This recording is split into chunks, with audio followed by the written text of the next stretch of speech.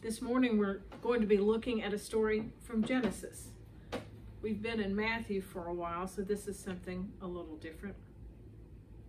It is a story about Abraham, who is in his old age. And he and his wife Sarah are spending the hot part of the day relaxing.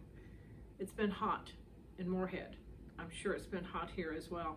That sounds like a good way to be spending the day. But then something happens that changes Abraham's life forever. And perhaps within that story, we can learn something too. So if you have your Bible with you, join me please in reading the 18th chapter of the book we call Genesis and the first 15 verses. The Lord appeared to Abraham by the oaks of Mamre as he sat at the entrance of his tent in the heat of the day. He looked up and saw 3 men standing near him. When he saw them, he ran from the tent entrance to meet them and bowed down to the ground. He said, "My Lord, if I find favor with you, do not pass by your servant. Let a little water be brought, and wash your feet, and rest yourselves under the tree. Let me bring a little bread, that you may refresh yourselves, and after that you may pass on, since you have come to your servant." So they said, "Do as you have said." And Abraham hastened into the tent to Sarah, and he said, "Make ready quickly 3 measures of choice flour, knead it, and make cakes." Abraham ran to the herd, took a calf, tender and good, and gave it to a servant who hastened to prepare it. Then he took curds and milk and the calf that he had prepared and set it before them, and he stood by them under the tree while they ate. They said to him, "Where is your wife Sarah?" And he said, "There in the tent." Then one said, "I will surely return to you in due season, and your wife Sarah shall have a son." And Sarah was listening at the tent entrance behind him. Now Abraham and Sarah were old, advanced in age. It had ceased to be with Sarah after the manner of women, so Sarah laughed to herself, saying, "After I have grown old and my husband is old, shall I have pleasure?" The Lord said to Abraham, "Why did Sarah laugh and say, 'Shall I indeed bear a child now that I am old?' Is anything too wonderful for the Lord? At the set time I will return to you in due season, and Sarah shall have a son." But Sarah denied, saying, "I did not laugh," for she was afraid. He said, "Oh yes, you did laugh." The word of the Lord. I like the image of God coming to Abraham in the heat of the day. Especially in the Middle East, it would have been very unusual to have seen travelers in the heat of the day. That was the worst time of day to be traveling, so Abraham was feeling pretty self-assured to be able to be sitting under the tent, relaxing. So when he saw those men, it was an event. And he suddenly sprang into action, begging them to stop and rest and to receive hospitality. He ordered a feast prepared. Now, a lot of the storytellers in Genesis tell stories the way my family has a tendency to tell stories. There maybe are embellishments and maybe some things get moved around, but it doesn't really matter exactly how the facts play out. It is a true story. And whether those men were there long enough for Abraham's servant to find a calf, kill a calf, slaughter a calf, cook a calf, prepare a calf, or not, the point is, Abraham had promised a little bread and water, but what he produced was genuine hospitality. In offering hospitality to these 3 strangers, these people whose background Abraham didn't know, Abraham encountered God. And this was no small thing, no private kind of feel-good occurrence. You see, what we read just now in the book of Genesis is the first half of a longer passage that's pivotal in all of biblical history, in understanding God's relationship to Israel. This is the story where the promise of the creation of that people is made. The lesson just ended with, "Your wife Sarah shall have a son." That son was Isaac. who was the father of Israel. And it says just a few verses later, Abraham shall become a great and mighty nation, and all the nations of the earth shall be blessed with him. In their old age, and the old age of his wife was 90 years, they became parents and established a people who were God's people. And all of this because they extended hospitality to 3 strangers, people they didn't know. That's kind of the what of the sermon. Do you remember when I first came here, I said most sermons have 3 points. What, so what, and now what?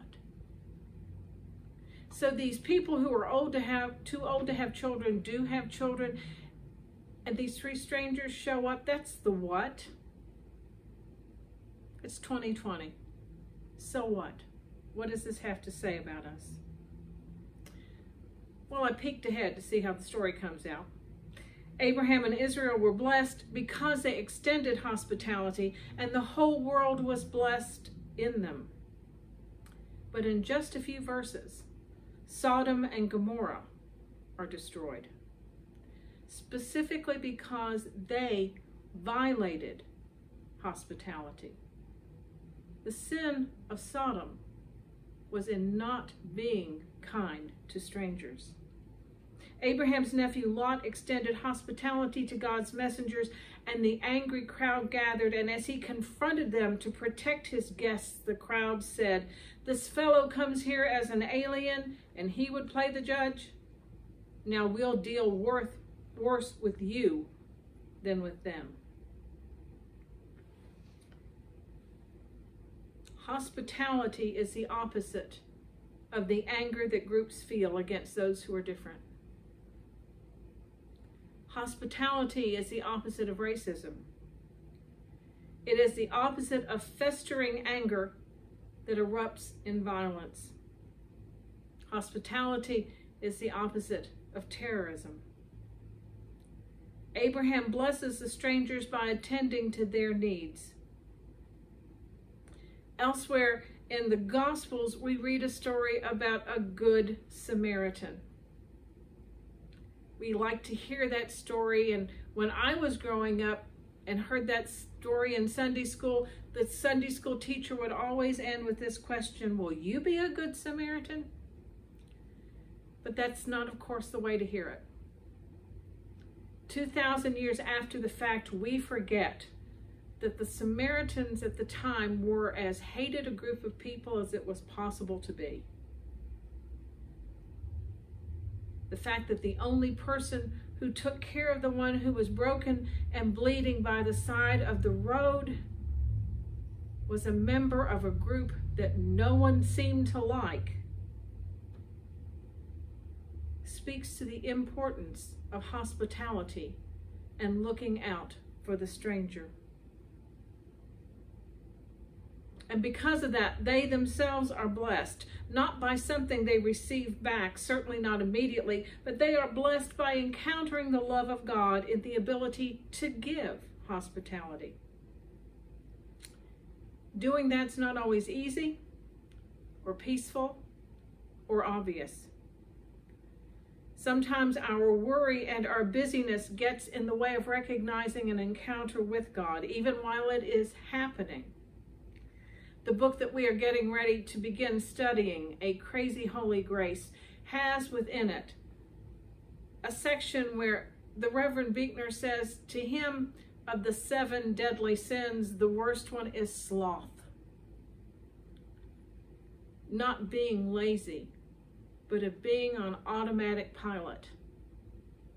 Going through life without risk.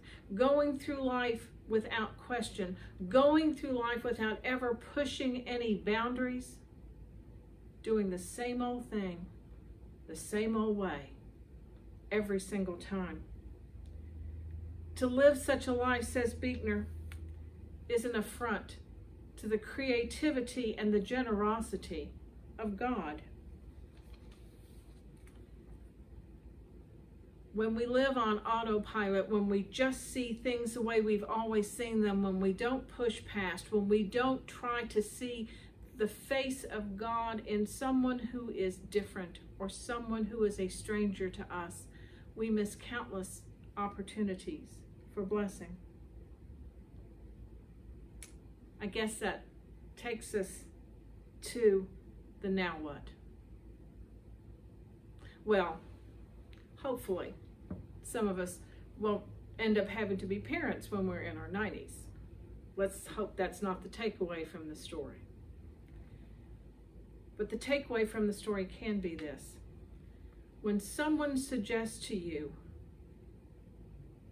an idea or a possibility that seems beyond the realm of imagination, whether it's we'll never be able to get along as a country, whether it is I will never see the other side of the argument, whether you say my mind and my heart are closed, the story that comes back should give you that echo. Is anything impossible for God?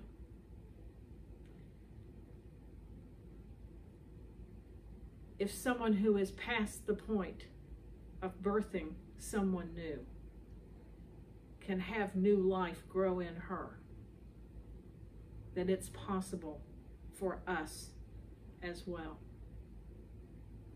As Christians, we're called together to live a life blessed in thanksgiving and the opportunity to extend hospitality.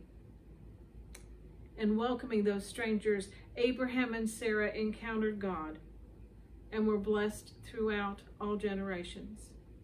My hope, my prayer for all of us this week is that we find God in a most unexpected place, and instead of laughing, we'll reach out a hand in hospitality.